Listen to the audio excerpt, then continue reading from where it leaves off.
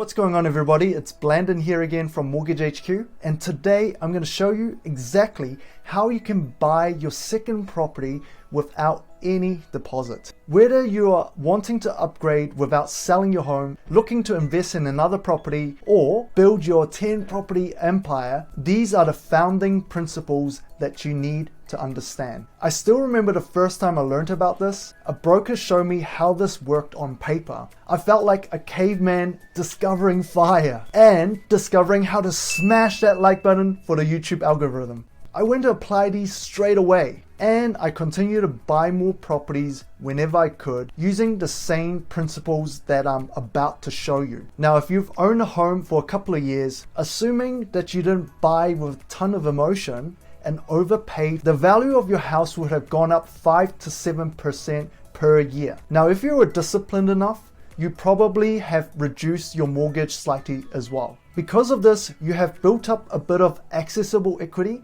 and the bank is willing to lend you more money. Now, the word equity is the portion that you own in your property based on the valuation less any debt that is on it. Now, because the bank wouldn't want to lend you 100% against your existing property, they would always want to leave a 20% portion in there in case if they need to sell your property because of a mortgagee sale, they will always get all of their money back and a little bit of a buffer in there. So the amount that they would actually lend you, it's called accessible equity. So I'm going to show you exactly how you can work out this accessible equity. The first thing you'll need is the value of your house. Now, a lot of the banking apps will allow you to see what the valuation is on your particular property that you own. Now, if you're in a bank that doesn't allow for that, go to homes.co.nz. Let's make an assumption that your property is worth $1 million. And let's pretend you have a 500K mortgage. So the equity in this property is 1 mil minus 500,000, which is 500,000. But the bank is only going to lend you maximum 80% of the value of your property unless you're buying the property for the first time. So the maximum you can borrow on this $1 million property is 800,000. To work out what your accessible equity is, you take the $800,000 less the $500,000. The difference between the two is what we call your accessible amount, which equates to $300,000. Now, assuming that your financial position is not worse than before and you're still working, the bank will be willing to lend this money back to you to do renovations, buy a car, buy a holiday, buy anything that you want, as long as you can service the loan. Now, we're not going to buy those things here. We're going to use this as a deposit on a second property. So to illustrate what this actually look like on your house, this here is the $500,000 mortgage, and because you've got a bit of equity in here, the bank is willing to lend you the difference. So now what we can do is actually take this out as a deposit, and because we're going to have tenants, the bank is going to be willing to lend you an extra 80% on the second property, effectively allowing you to buy a second property with no deposit